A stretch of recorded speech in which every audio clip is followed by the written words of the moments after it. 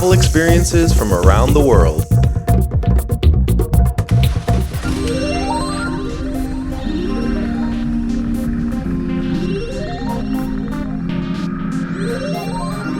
Having explored some of the many beautiful villages of Mount Parnos, I spent my evening in Pulitra, and today I'm heading to Nafplio, a nice seaside route of 85 kilometers, which will take me about 1 hour and 45 minutes to complete.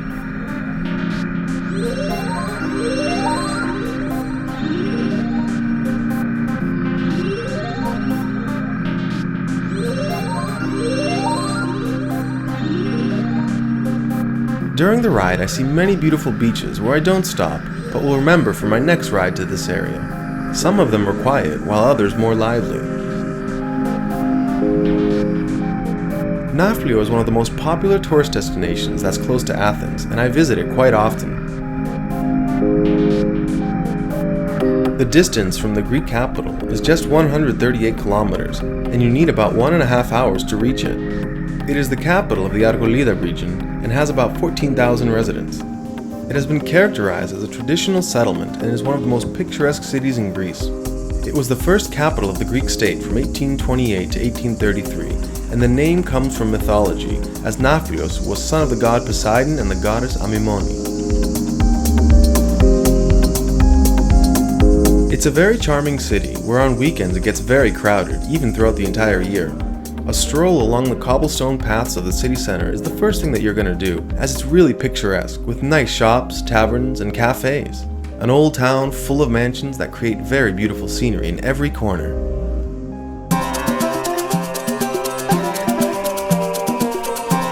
There are many points of interest here. Syntagma Square is one of them, and all you need to do is follow the flow of people to get there. It's a very nice square, and the first time I visited it, I remember sitting in the middle of it and observing all the buildings around. On the west side is the Archaeological Museum, and on the east side the Old Mosque, or Trianon, one of the original mosques built during the First Ottoman period. On the southwest side there is another mosque, which housed the first Greek parliament from 1825 to 1826.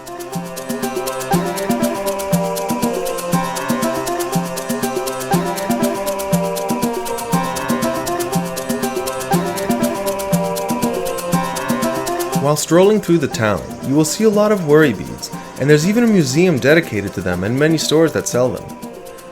I mention this because I have a weakness for this particular accessory, which is one of the few that exist for men.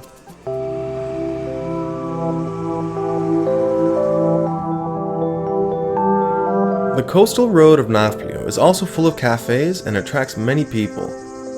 Just in front of the coastal road in the sea lies Burzi Castle, an important landmark of the city, which was built in 1473 by the Italian engineer Antonio Gambello. Its name in Turkish means island fortress. I often think how fortunate we were that the Venetians passed through Greece, as we wouldn't have all these nice buildings in our country. If you want to visit Burzi, there are boats that take you there for €5.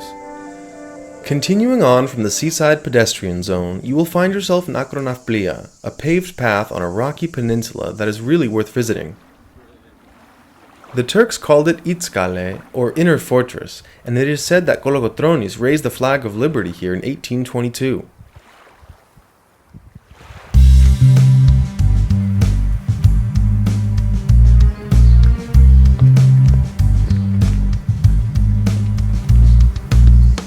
I left the most characteristic element of the city, Palamidi, for the end. It is one of the most well-preserved castles of Greece, built by the Venetians in 1687 when they captured the hill from the Ottomans and occupied it. In 1715, during the last Venetian-Turkish War, the Ottomans reconquered it by blowing up a part of it. It was later passed on to Greek control after a battle with the Turks in November 1822.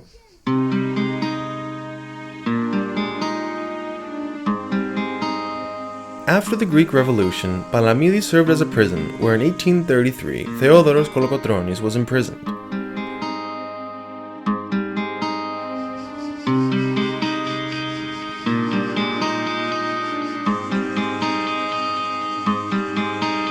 The view from up here is very beautiful and captivating.